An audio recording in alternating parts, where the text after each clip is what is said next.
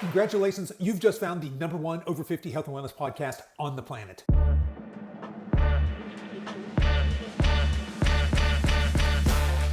Hello and welcome to the Over 50 Health and Wellness Show. I'm your host, Kevin English. I'm a healthy aging expert and the founder of The Silver Edge, and I am on a mission to help men and women just like you build lean, strong, healthy, capable bodies they love for the rest of their lives. Now, today we're going to dive into a topic that's not just powerful, but it's truly foundational for anyone looking to live a healthier, stronger, more vibrant life in the second half of their journey. This episode is actually a replay of a live webinar that we did in our recent 21-day fat loss challenge. And in this webinar, we were tackling a subject that, in my experience, makes all the difference between those of us who see lasting results and those of us who don't, and that's mindset. So if you've ever felt stuck in your health journey, frustrated with previous attempts, or just like you've missed the boat, then this episode is for you. We're going to explore why your beliefs about aging are so crucial. We're going to dive into the most common mindset blocks we see all the time in our clients, and we'll share some practical, powerful ways to develop a growth and positive mindset that will serve you for the rest of your life. So stick around. Towards the end of this presentation, I reveal what I believe is the key to lifelong sustainable success. Ready to dive in? Let's get started. Welcome, folks. Appreciate you guys taking some time out of your schedule to join us here. But this is one of my favorite subjects. It really is. So if you remember back in week 1, we did a strength training 101.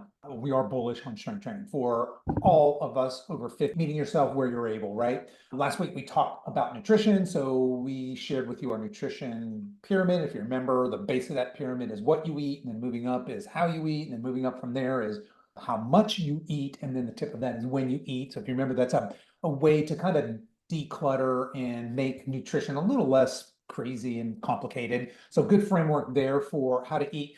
Now, tonight, I want to talk about, it's great to have knowledge around, oh, this is why we should strength train, and this is how we should strength train. Oh, this is why we should choose healthy foods, and this is maybe a framework for how we should choose healthy food. But I will say this, the key factor in whether or not you adopt a healthy aging lifestyle for the rest of your life is 100% mindset.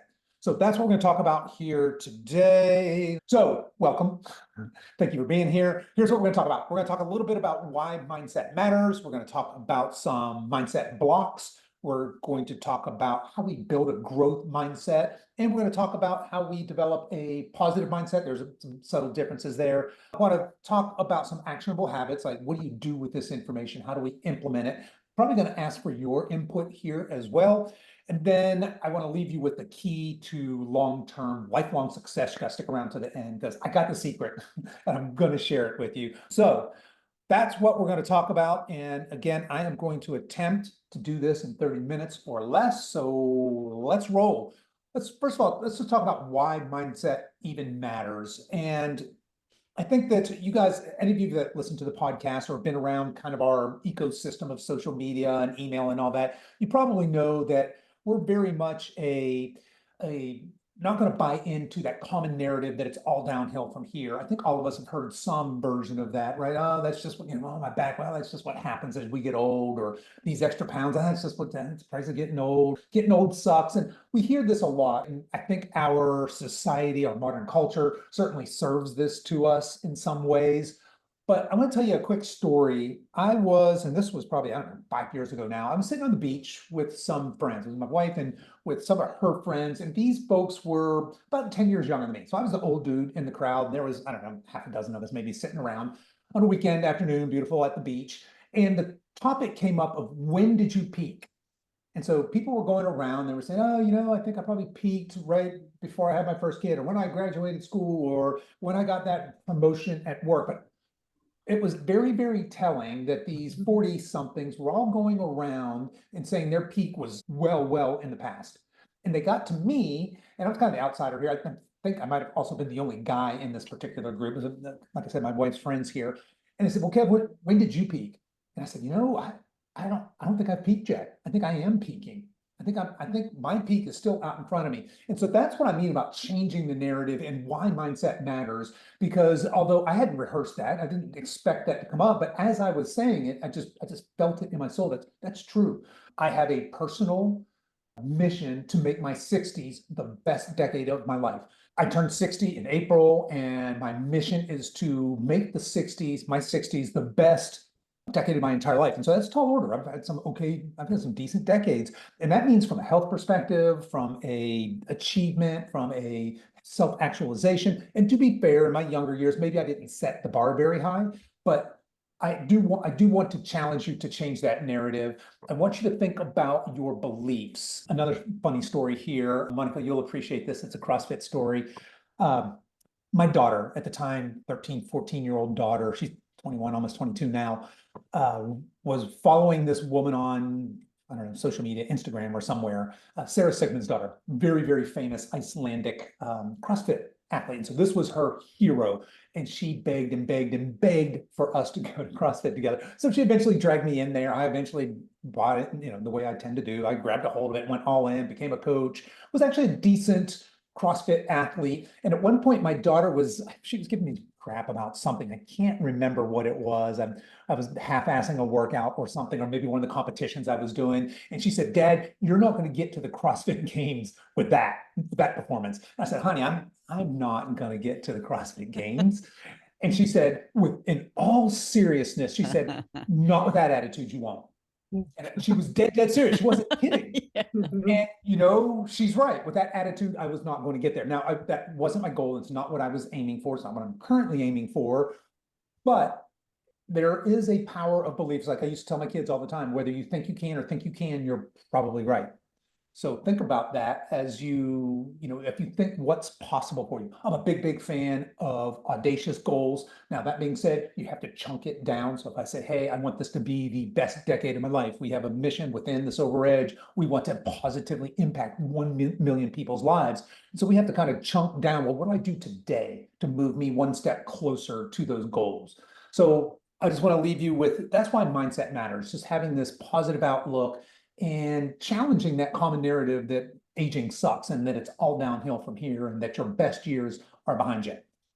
Alrighty, I'm not going to make this in under 30 minutes, am I? Maybe. Probably not.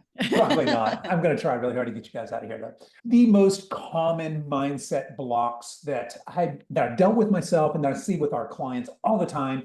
The very first one is, it's too late for me. And there's this idea that you kind of missed the boat. This goes back to it's all downhill from here, that kind of fatalistic attitude towards aging. Can't teach an old dog new tricks, that kind of garbage. And it's just know that it's never, ever too late. And you're not too old to change anything, to take anything on. You take, for example, the guy I had on my podcast this morning, Dennis Poppy. He's picked up pickleball at age 65, and by 71, he is playing in a professional level pickleball. He is an actual athlete. He's setting new memories in his life. He's doing things he never thought was possible. We had a woman named Shelly Stetner on the podcast a long time ago, kind of a sleeper episode. She was in her late 60s, getting ready to retire, and was actually considering, what am I going to do? I don't have family. I may need assisted care at some point. She's now just not just setting world powerlifting records, but demolishing them. Really, really inspiring stuff. So lots and lots of examples of people who are ignoring that whole, well, it's too late for me. It's not. Another thing I hear, and we hear this a lot at Silver Edge, I've tried everything and nothing works. And this typically comes to us, not surprisingly, in the framework of weight loss. And it's true. People have tried everything. I've done keto, I've done vegetarian, I've done vegan, I've done intermittent fasting, I did Weight Watchers, I did Optavia, I've done them all, and none of them work for long term. Fair. None of those things have worked. But this is just kind of frustration. I've tried all these things, and maybe it's just not for me. Maybe it's my crappy genetics. Thanks, mom and dad, or my ancestors, whatever. And just know that there's this mindset shift again, that it's not that nothing works, it's just that nothing's worked yet. And I think I have in here a little bit later, I'm going to talk about Winston Churchill. One of my favorite quotes is, success is the ability to go from failure to failure without losing your enthusiasm. I'm a pretty enthusiastic guy. I believe, I'm also a jump first, look later kind of person. I tend to crash into things, but I do so with this positive, almost reckless abandon. I have this optimism, and I've tried a bunch of things that haven't worked. I'm going to try a bunch of things again in the future that won't work. But as opposed to that deterring me or, moving me into that negative mindset, I'm going to fail enthusiastically, if you will, because I'm not really failing. I'm learning. I'm like, oh, that didn't work. Now, the next time I try this, I'll tweak something a little bit different. The next thing we hear this a lot. I don't have I lack the motivation. I lack the discipline. I lack the willpower. Monica and I just did a podcast episode, I don't know, what, a month or two ago, Monica, Yeah, it on, was about 4 weeks ago.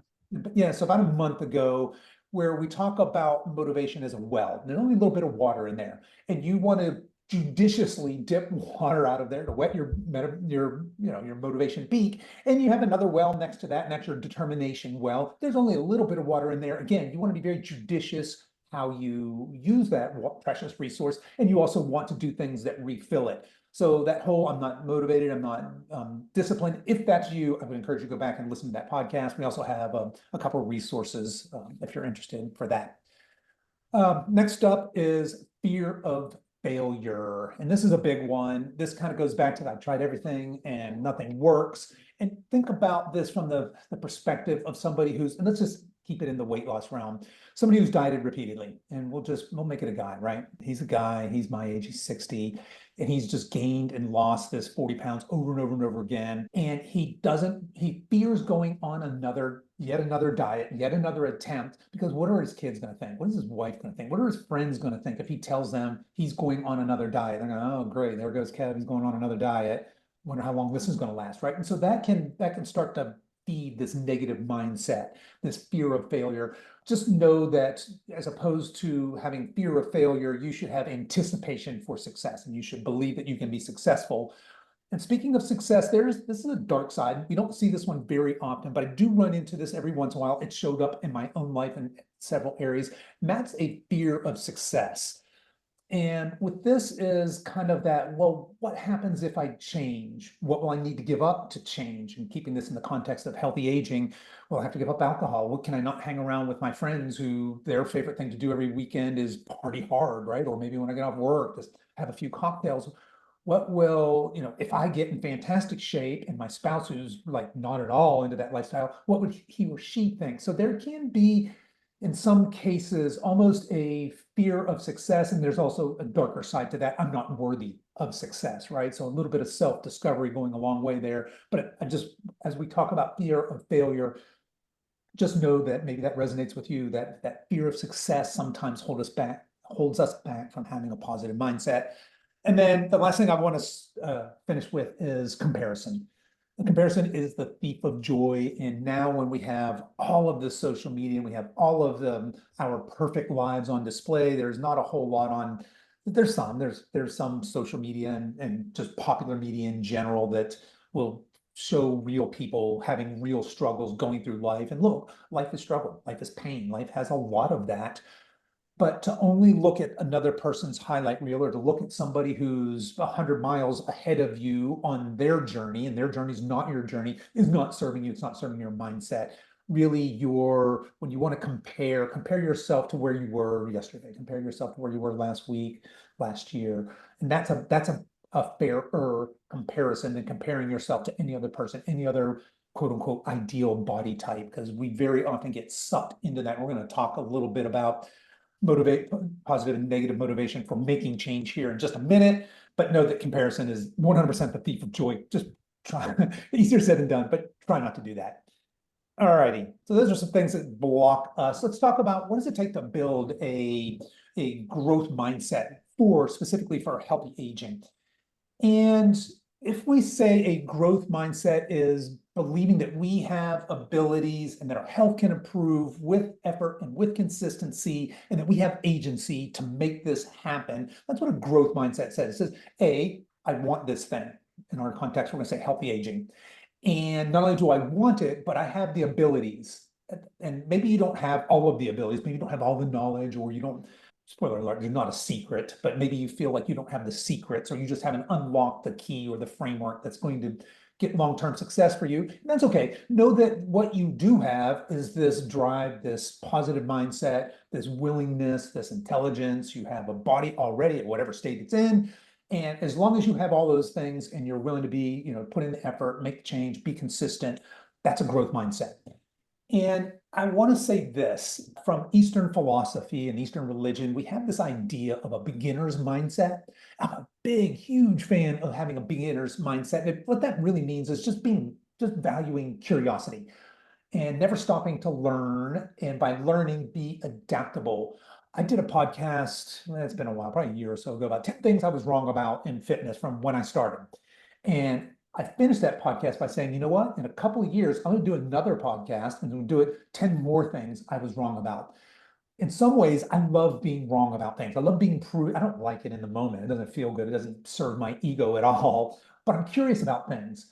And when I find something that turns over a belief that I hold, it's challenging, but that's where growth happens. That's where all the growth happens. So have this beginner's mindset of being curious, try to learn, be adaptable, be willing to change as opposed to being static and, I'm going to do, I think this way and only this way. If I only feed myself what I already know, I'm just going to reinforce what I already know and I'll never grow. So I love that idea of having a beginner's mindset, being a lifelong student, wherever you are. I'm still a student of nutrition. I'm still a student of mindset. I'm still a student of exercise programming, all of that. And then I guess the last thing I want to talk about when it comes to a growth mindset is, remember, we focus on progress, not perfection. Perfection will kill you quicker than anything. It leads to an all or nothing mindset.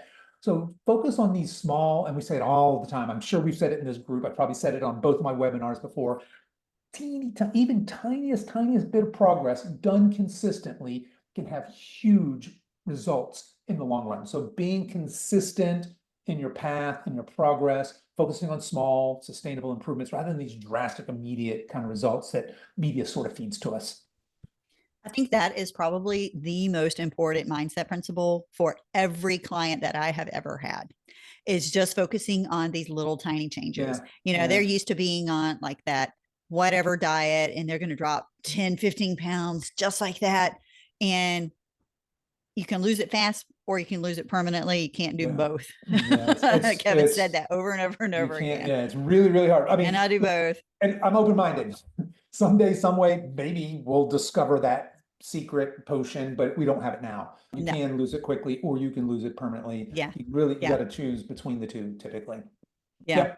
I'm with you. That is 100% probably the most important mindset that I encourage all of y'all to have, is taking it, focusing on the progress, not doing, expecting huge results all at once. Little tiny changes at a time is where things add up, and that's what's going to make a huge difference in everybody. 100%. And that's what we're doing in this challenge. And those of you that move on into our group, or really that's more of the same. We're going to practice healthy behaviors, and we want them to become habits, and we want them to be woven into the fabric of your life so that you do them forever. I'm very, very fond of saying, if you want permanent change, you have to change permanently. You can't go on a diet for 10 weeks, 12 weeks and expect permanent change. And then what, after your diet, go back to what you were doing before? It doesn't work. Okay, so building a positive mindset. So let's talk about some key strategies here. And the first is know your why. We've talked about this, I'm sure, in the past, but this is where I kind of want to talk about negative versus positive motivation. So my own personal journey really started for me in my mid-40s. I was as sick and as unhealthy as I've ever been in my life. I had a medical scare, ended up spending a few days in a hospital. And so my motivation for change was negative motivation. I didn't want to be sick. And along with that, I just had very poor body. I had a very poor relationship with my body. I just had abused it for a long time, and it wasn't very healthy. And I wanted to look strong. I wanted to look lean. I didn't want to look the way I currently look. So that's why I started this whole thing. Here I am 10 years later. And look, I'm not gonna lie, it's not like looking good isn't one of the things that I want and that motivates me, but it's just a tiny piece. Whereas before it was everything. And I'll say this, almost all of our clients who come to us, because the vast majority, we have some badasses that are, hey, make me a beast. That's fun. But most of our clients are coming to us because, hey, I've tried everything and I can't lose this 20, 30, 40, 50 pounds, whatever it is, right? And they're coming with this negative motivation. I want to look better. I want to look good naked. I don't want to be embarrassed when I'm dressed in front of my spouse. So all of these insecurities, and that's why they're starting. And look, negative motivation could be a powerful starter, but you don't want that to be your mindset. Your mindset is that I'm negative. I'm avoiding this pain of, I don't like the way I look. And instead, try to reposition that why to, oh, I want to be strong, capable, and vital. I want to be able to get down on the ground and wrestle with my grandkids pain-free. I want to be independent. I don't want anybody, I don't have to ask my husband to come pick up this 50-pound bag of mulch off the ground. I'm gonna pick it up, put it on my shoulder, and tote it where it needs to go. And it's easier said than done. I understand, especially depending on your starting place, but know your why and lean into your why. And there's no right or wrong. There's no value judgment. If you're looking at your why and your why is, I'm deeply, deeply insecure about my body. I don't like to walk in front of a mirror naked. Embrace that, lean into that. And if that's you, also, you might want to check out our Facebook Live we're doing tomorrow, or if you hit us up, me or Monica, we can send you some of the that we've done in the past, specifically on body image and body acceptance. But know your why, and it's okay to have a negative why. I mean, there's no right or wrong, again, judgment-free zone, but understand it and start to work towards, okay, how can I turn this around? How can I reframe my why from this, I don't want this thing, to I do want this thing, right? Goal setting. Everybody's, I think, probably heard of SMART, which is, oh gosh, I really should have written this down. Specific, measurable, attainable, realistic, time bound. I think I got them. But have some, is that right? It's very close to I it. think so, yeah. But yeah, again, I love big audacious goals. But what I don't love are big audacious goals, say, like, I'm not a big fan of New Year's Eve resolutions, just because most of us, they only last a couple of weeks. They don't even last a month, because it's just, it's big and it doesn't have any real framework, and it's not broken down into, okay, daily chunks. This is what I have to do every day in order to make that thing happen. So yeah, make big goals, but set small realistic milestone goals along the way. Positive self-talk. This is a big, big one. I keep saying big, but they're all big. But positive self-talk, I can't remember the study, but there's been a number of studies on the psychology of self-talk. And for most people, the majority, like 70% of our average self-talk, is negative or neutral. It's not positive. And I would challenge that number. I think it's higher. I don't know how many people on average are walking around just with these positively affirmative thoughts in their head, especially directed towards themselves. And if you think about talking to a friend the way you talk to yourself, you just wouldn't do it. I can't imagine some of the things I say to myself, I could never say to a loved one. I could never say to even an acquaintance. I don't even think I could say it to somebody I don't like. I mean, sometimes we can be really, really cruel and hard on ourselves. And so that's that continuous negative talk, I can't do this, as opposed to that empowering conversation. I'm capable of anything. I'm a badass. I can take this on. Look, it's going to be hard. It's going to be difficult. I'm going to fail in this attempt, maybe repeated times. That's okay. That's okay, because I can do this. I can take this on. I can overcome this. So we're going to talk about some action items. That's why I'm going to ask you guys for some of your input there. But just understand that most of your head trash, so to speak, is just that. It's psychic sewage. Clean it up. Put some fresh, clean things in there as you're talking to yourself. Build yourself a support network. I've talked about this before. I'm an introvert. I'm a bit of a loner. And just if left to my own devices, I would probably sit here in this office and I'd read my books, I'd do my podcasts, and I'd study nerd things, and I'd go to the gym. That's all I'd ever do. My wife has to drag me out to social events where I'm awkward. And anyway, just know that having a support network is empowering in every way that empowering can be. It's accountability, it's motivation, it's a kick in the ass when you need it, it's a laugh, it's a cry, it's all of these things. Whether that's a coach, a friend, a family member, a spouse, whether it's online or in person. Obviously, in person is huge for that interaction, in this, especially in this post-COVID world where a bunch of us drifted into these lonely islands and never really came back out of that. Hello, I'm guilty of that as well. But find some sort of a supportive network. And in the context of healthy aging, I mean somebody who's going to support you in this and talk the same language of healthy aging with you. Because oftentimes your goals, your dreams aren't the same as your friends, your families, maybe even your spouses. And that can put you in a tough place. I really like technology for this. I'm in a bunch of Facebook groups and different, coaching groups. And I made good, I call them honest friends there that I've made virtually. Most of them I've never met in person. I've probably seen them or their profile pictures. But just work on developing a good, healthy support network specific to your goals in healthy aging. And then finally, just resilience, building resilience in the face of setbacks. And just know that setbacks are inevitable. Don't let them derail you. It's really easy. I find myself doing this sometimes. I mean, I do this for a living, and there's times I'm thinking, well, I've just messed up so bad. I might as well just finish the day right and pound this quart of ice cream. And then I catch myself, what are you saying, Kevin? Come on, no. Yeah.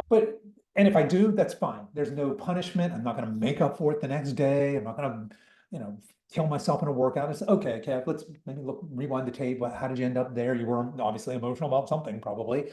But just know, and again, there's no such thing as failure if you treat each failure as some sort of a learning. Again, Winston Churchill says that success is the ability to go from failure to failure to failure to failure without losing your enthusiasm. Really hard to do, but if you can develop that kind of a mindset, you can't lose. The only way you can lose in any endeavor, any goal, is to give up. That's it. If you fail 100 times, you haven't lost. If you fail 1,000 times, you haven't lost. You haven't lost until you give up. And a lot of us are really good at giving up, and we're not so great at that perseverance. So just keep that in mind. Yeah, that ties it with that all or nothing mentality. Sure So does. many people they just, this has gone wrong today. I just might as well just toss my diet out the window and just go all out and find that quart of ice cream, like you say. Yeah. It's easy to do. Like I said, it's that Oh, it sure slippery is. slope, and you're just kind of things fall downhill. I can always start over tomorrow. I can start next week. Yeah. That's the all or nothing mentality. Yeah, Yes, that's the all or nothing mentality. It'll kill you. Yeah. I like to think about negativity, or when something has put me on a setback, though, to use it as feedback. So don't think of it as a failure. Think of it as feedback. Okay, well, this didn't work. Let's find another way that will work. So there is no failure. Use it as feedback. I like that. Yeah, feedback, not failure. Yeah, that's the good thing about failures. We just learn from it, and when we have to approach it again, we approach it in a different angle. Yeah. Exactly. That's That's why I tell everybody, when you're filling out your weekly check-in forms, really look what didn't go well this week, what did go well, what was a success. So what can you focus on this week that would make that did not go well be better? Yep. What was a success this week, and use that as feedback. Wow, that really, the pull-ups that I did, homework has really helped me out. I was able to get a pull-up this week. Well, that's your success from it. So build on and use that form as feedback. Yeah, that's what I like about these challenges, actually, the weekly feedback, because we can apply it on our own lives. No, not necessarily for the challenge. After the challenge, for our own lives every week, we just, okay, what happened this week? What we can improve? What can we do better? And things like that. I would really like those to check in. Yeah, absolutely. 100%, Eric. You are exactly right. Yeah, we use those with 100% of our one-on-one clients as well. That's an important part of our coaching process. Each week, Yes. we're checking in. What did you struggle with? What did you do well? And that naturally segues into a conversation. Okay, well, yes, what are we gonna do this week to get that 1% better, right? Yes. All right, guys. So let's wrap this up. I'm not doing this in 30 minutes, so I apologize for keeping you guys a little bit late. I'll try to kind of move through here. So here are some things that have been impactful for me personally, and this is a place where this is very individualized. So for me, one of the most impactful things I did was develop a gratitude practice. I used to have this very negative mindset that kind of went with my lifestyle, which was not great. And I developed this practice it came along with a spiritual practice. So I have a very deep spiritual practice as well. And this, to me, gratitude and that practice they're not separate. They're kind of the same thing. But I bookend my days with gratitude. So the first thing I do in the morning, I don't mean the first thing like after I've used the bathroom and brushed my teeth and made a coffee. I mean the first thing I do in the morning, and the last thing I do before I go to sleep is I have this prayer of thankfulness, and I'm just giving gratitude for all the things I'm grateful for. So it's easy to say, yeah, I'm thankful for my family and I'm thankful for my health. But I've tried to find in each day, I try to dig a little deeper and find something I was grateful for, no matter how horrible the day was, what kind of a shit show it was, or I've been around with my hair on fire all day long. There are things I could be thankful for. And that's how I finish my day, is just giving thanks for those things. I think that's having a daily gratitude practice is a fabulous way for developing a positive mindset. And I'll challenge each of you with this. And this isn't original to me. This was Debbie Wayne. She was on the podcast, I think in its first years. It's been like 3 years ago. And she's a gratitude specialist. She taught me this. And it is for some period of time. It can be a week, a month. A month is really challenging. You're going to, in a journal, you're going to write it down. It can be an electronic journal. I'm a big fan of my journal right here. a paper journal, but you're going to write down 5 things you're grateful for. So the first day is really, really easy. Well, I'm grateful for, my kids and my wife and my job, or whatever you're grateful for. So it's simple. The next day, you're going to write down 5 more things that you're grateful for, but they can't be the things that you wrote down the day before. Still pretty easy. You can probably come up with 10 things you're grateful for. Here's what happens. Day 3, 4, and 5, you're starting to scratch your head. And what took you, 90 seconds to write down, scribble 5 things you're grateful for. Now you're, 3 minutes in and you're going, Here's what happens. You catch yourself, or at least this is my personal experience. I caught myself going through the day looking for opportunities to be grateful. So I'm walking outside and I see a cardinal fly from the tree and it's brilliant red against the blue sky. And I go, oh man, I gotta remember that for tomorrow morning when I'm writing down what I'm grateful for. So you start looking for opportunities to be grateful. So if that's something that it sounds a little woo-woo, but I think that is a fabulous way of starting to develop a positive mindset, starting to look at things optimistically, that glass half full, not glass half empty. Again, I'm a big fan of journaling. I have journaled off and on my entire adult life. Some of it's not pretty, nobody reads them. And hopefully before I die, I'll just put instructions for my children to burn them and without reading them. But it's just where I either dump my garbage or I put what I'm grateful for. So, but just having a way of getting just unfiltered things onto paper certainly has moved the needle for me. Mindfulness, stress management, and along with this, even therapy. So I've been a big fan of mindfulness, stress management, calming down. I'm still a pretty hyper dude, but I'm nowhere near the out of control as I used to be. And the last thing I'll say is celebrate. Celebrate life, celebrate your body, celebrate where you are today. Develop a celebratory attitude. Celebrate your wins, even the tiny wins. If you're thinking, I'm going to skip the gym today, and then you don't, man, that's a huge win. I think most of us just kind of write that off, but celebrate that. Take the time and really think, oh, you know what? I'm a pretty kick-ass person. I'm the kind of person that gets up, says, I don't feel like working out, and then does it anyway. Wow, I'm a badass. And that feedback loop, we're starting to wire actual neurons. We're building new channels, new neural pathways in our brain when we're constantly doing these positive affirmations and we're celebrating things like that. All right. I told you I was going to give you the key to lifelong healthy aging success. And it's this. And I think if you've been around long enough, listen to our podcasts or other places, you've heard this before, but it's to fall in love. It's to fall in love specifically with yourself. It's to fall in love with the process of becoming your best self. In our context, our best self, we're talking, my area of expertise isn't your mental health or emotional health or even spiritual health, but it is your physical self.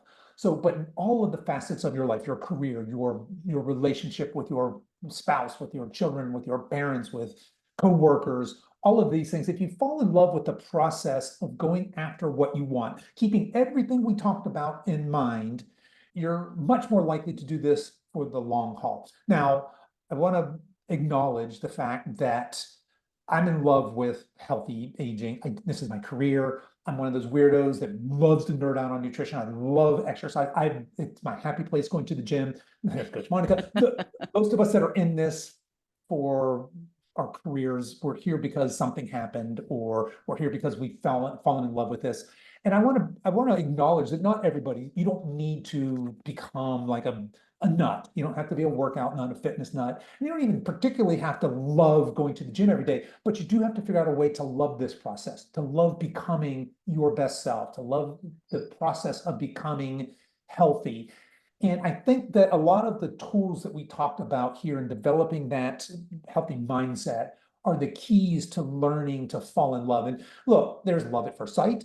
And then there's the kind of love that happens over a long period of time. And I like to think about love in just the terms of relationship. Think about with your spouse or with your kid. Sometimes those relationships are messy. They're ugly. They're brutal. They're not fun. But it's a process. You're still in love. Just you're going through these ups and downs. Just understand that your journey is not going to be just Lady and the Tramp roses, and it's probably not going to be that linear up and to the right. It's probably going to look like this. But as long as you're trending in the right direction and you're in love with that process, you've won. Look, you can have all of the book smarts in the world. You can know everything there is to know about nutritional biology and the metabolism. You can know everything there is about exercise and science. So it'll do you a bit of good if you can't find a way to apply it to the rest of your life. And in there then is the key. That key is, how do I, for me personally, because I can't answer it for you, or I'd be rich, I'd sell it. I wouldn't make it too expensive, but because everybody would want it. I would only need to sell it for $1 because everybody would want it. But find that key to unlocking this joy, this love of pursuing your health. Make sense? Questions, comments? Anybody want to call BS? We got a little woo-woo there at the end, but that's what the mindset part is. It really is. It's really easy to tell you about nutrition frameworks and, hey, this is why this workout program is better than this one. That part's easy. This is the hard part, just so you know. Yes. So if you struggle with it, you're not alone. I struggle with it every day. It's a journey. And this is most people's, I think when clients come to us saying they've tried everything, they've been on every diet, and this is the hardest part of their journey with us, is overcoming these mindset obstacles. Mm-hmm. Once we can kind of get them on a place where they're reflecting on themselves better, they're not trying to be that 100% all the time, they are much more successful, more successful. All right. Well, there you go, guys. I appreciate you sticking with us. Monica, thanks so much. And if there's no other questions. All right. I think we are done. So I'm going to can't believe this is week 3 already. Recording. I know. I can't believe this is almost over. Bye. Yeah. Yeah. All right.